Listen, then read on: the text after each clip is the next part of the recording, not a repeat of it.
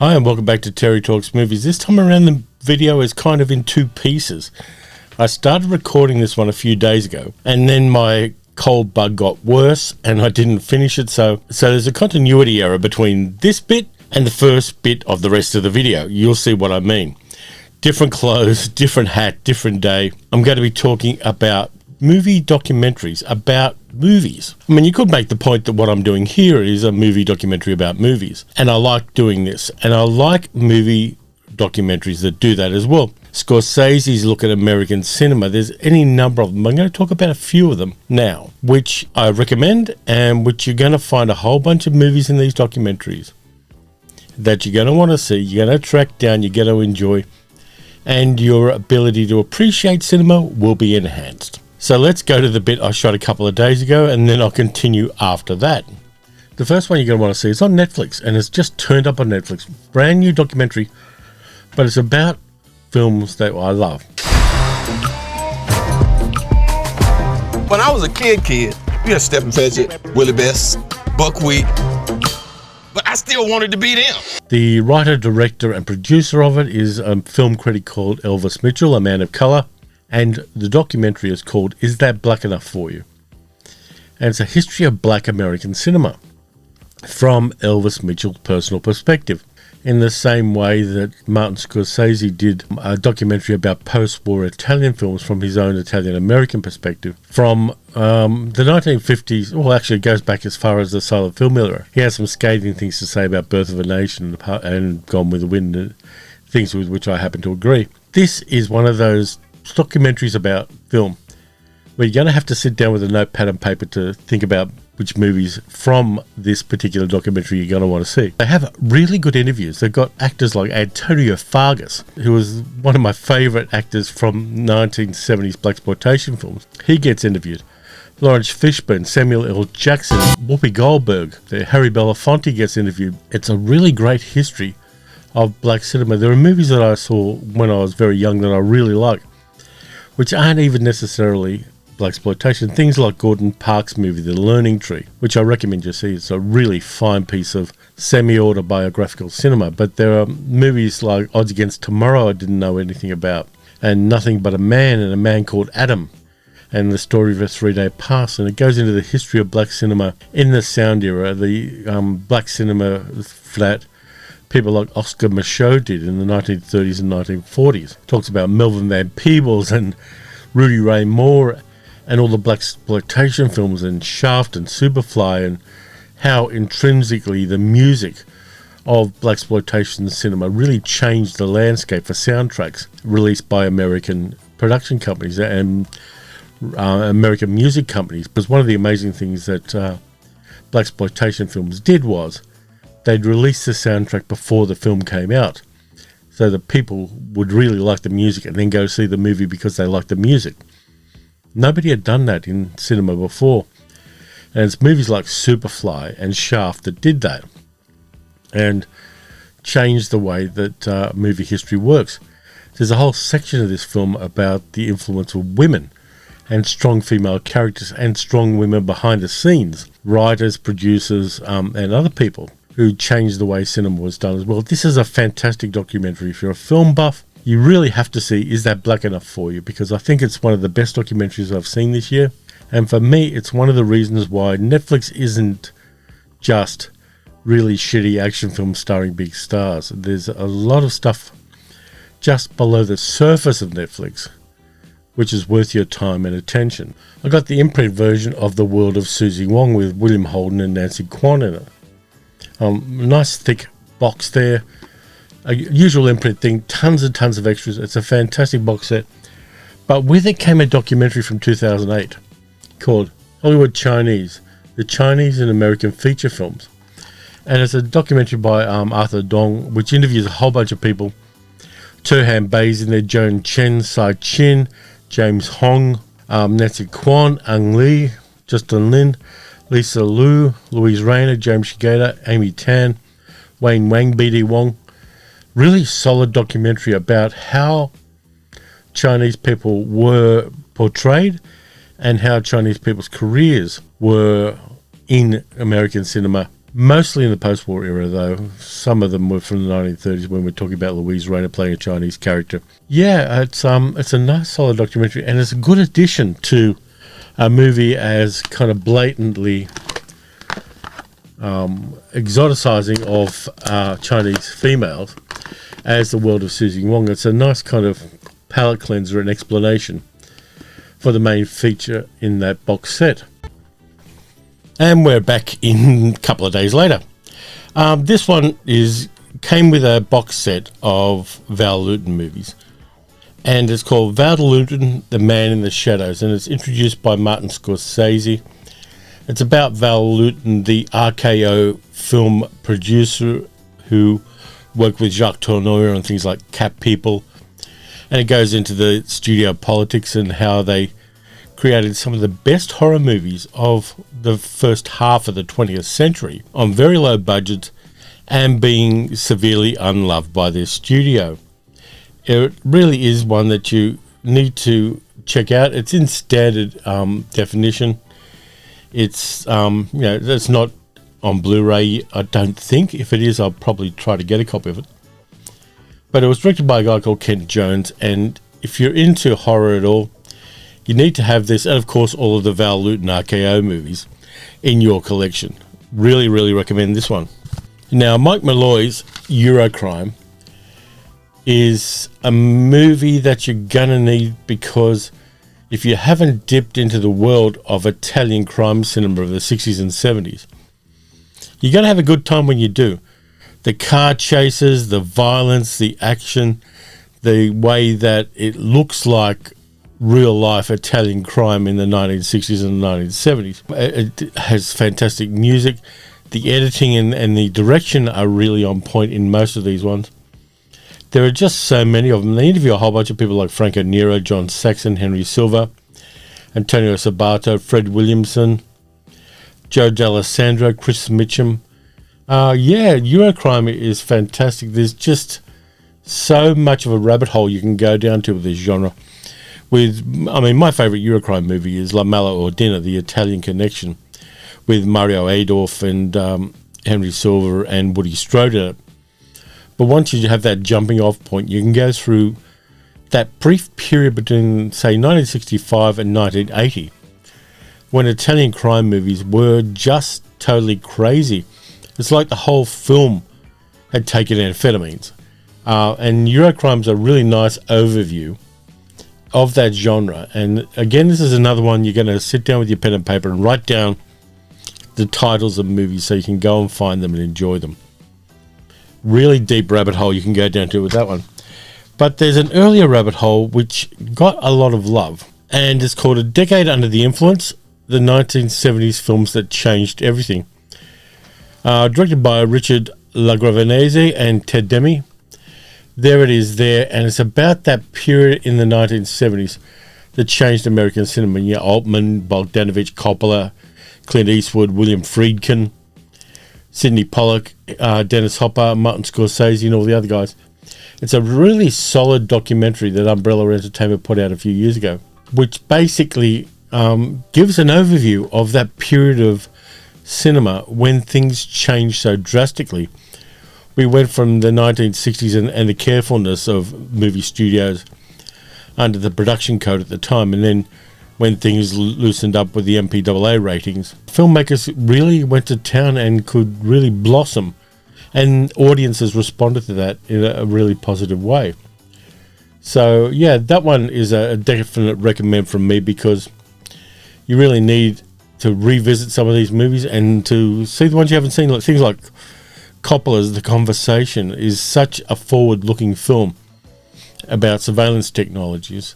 And of course, you've got Apocalypse Now and the craziness that's in every single frame of that movie. Additional interviews with Robert Altman, Francis Ford Coppola, Peter Bogdanovich, Roy Scheider, and others. So yeah, definitely a documentary that you need to have in your collection. Now, the last three are documentaries, all by the same guy, Mark Hartley. And if you haven't seen these, and if you don't have these in your collection, you probably should. Electric Boogaloo, The Wild Untold Story of Cannon Films.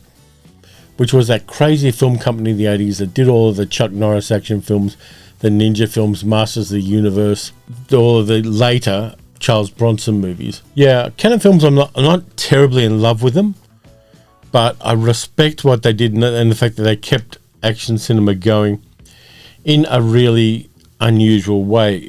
Cannon Films were never of enormously high quality, but they were always kinetic and dynamic.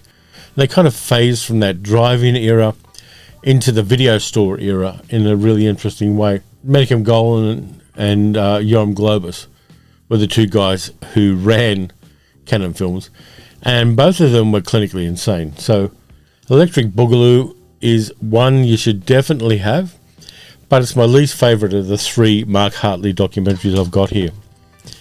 The second one, Machete Maidens Unleashed, which was all about the exploitation films that Hollywood, and particularly Roger Corman, made in the Philippines in the 1970s with the assistance of the Marcos government, which was terribly authoritarian and not the kind of guys you want to hang around with at all. And it interviews a whole bunch of really interesting people here. Roger Corman, Joe Dante, John Landis, Sid Haig, Judy Brown, Jack Hill, Ali Ememy, Chris Mitchum. I grew up watching a lot of these movies, like The Big Dollhouse, and yeah, they did have a high production value for the money that was spent on them, basically because the Filipino government lent them soldiers and explosions and machinery to kind of flesh out the production. And also this one comes with one of the movies from that era, The Mothers, as well as the original film. This was one of Umbrella's early things, where not only would they give you the movie, but they give you something really value added. And in this case, it's the second feature, which is the feature film, which demonstrates this oeuvre of exploitation filmmaking in the 1970s, which the movie studios basically, went to bed with one of the most repressive regimes in East Asia. But I like that because I like the movies, and I think that the craziness of making films in the way that they made these films is something that I'm on board with, because these are the films I grew up watching every time I could escape the house. Now, this brings us to the biggest and the best, Not Quite Hollywood, which is the definitive history of exploitation movies from the late 1960s into the 1980s. The cowboy craziness of the filmmakers, people like John Lamond and Richard Franklin and George Miller and Brian Trenchard Smith, all of those guys doing some really crazy stuff in Australia. And it was a very exciting time to be a film buff when exploitation was around too, because for the first time since the 1930s, you could hang around and watch Australian films. And there weren't any made between about 1957 really and about 1968. So there was a big gap there where Australian feature films really weren't being made. And suddenly there was a change in first the Conservative government, and then the Whitlam government came in and really accelerated the process of Australian filmmaking being supported by government. And things went really off the wall. Tons of movies got made, tons of nudie films, tons of exploitation films, tons of action films, some historical colonizer dramas, all sorts of things. There's the inside cover of it. I'm not going to show you the back inside cover of it because it's got a very attractive woman naked, and YouTube doesn't like me to show titties. But Not Quite Hollywood is definitely a film you need to have in your collection. There's no two ways about it. Don't know if I'm going to upgrade to a Blu-ray of this one. I don't know necessarily that I have to. But this one there's nothing quite like it about Australian cinema. The only things I can compare it to are the books that David Stratton wrote about Australian cinema, and I'll just go get them. Now, these ones are hard to find. I found an extra copy of it and gave it to my friend Morris Brzezinski. But the first one is The Last New Wave, which is about Australian cinema in the modern era, or the post-war era, and the Australian cinema revival of the 1960s and 1970s. And David Stratton was very instrumental in assisting that process through a bunch of film festivals. And then in the 1980s and 1990s, he put out another volume, which is even harder to get, called The Avocado Plantation, which has got so much information about Australian films in the post-Ozploitation era, but into the modern era. A lot of things that came out on VHS, things like The Time Guardians and the movies that Barry Peake did while he was running the Valhalla Cinema, all the movies with Brian Brown and the later Mad Max films and The Man from Snowy River. All of this gets covered in The Avocado Plantation. Now, these, again, they're selling for incredibly inflated prices on eBay.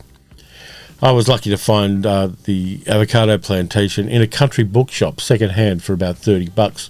But yeah, if you're interested in Australian film at all, and you can hunt down these books, they're worth doing. And if you hunt down any of these movies as well, they're the kind of movies that will expand your horizons as far as cinema is concerned.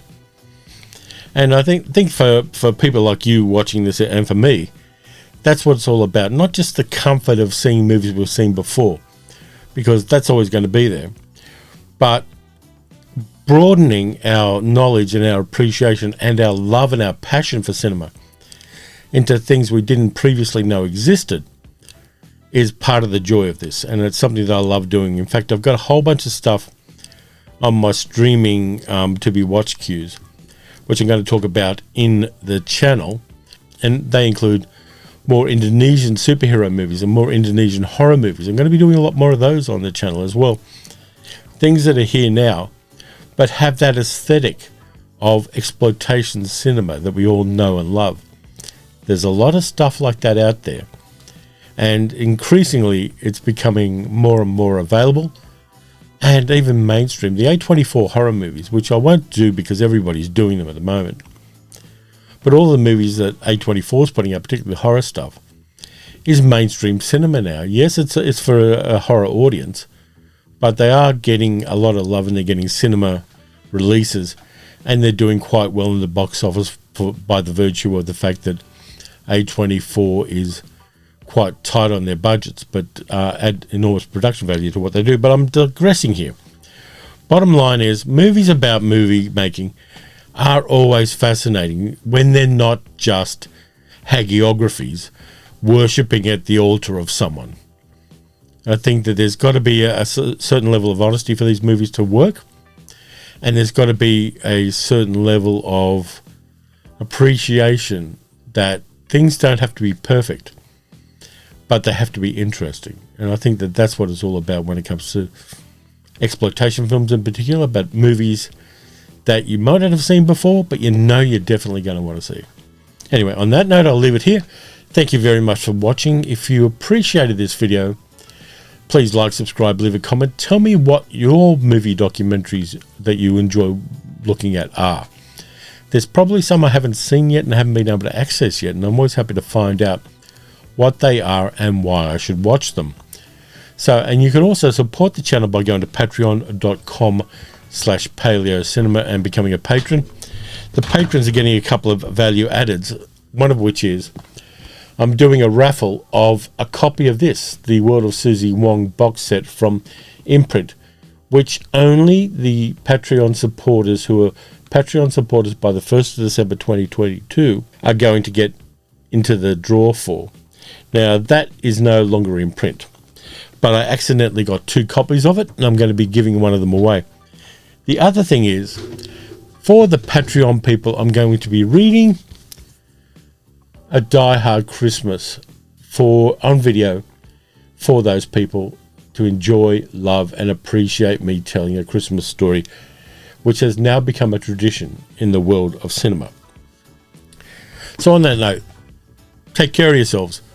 Watch some good movies, watch some bad movies, watch some movies about movies, and go into that inception cycle of movies about movies about movies. Just enjoy yourself with that, and I'll catch you next time.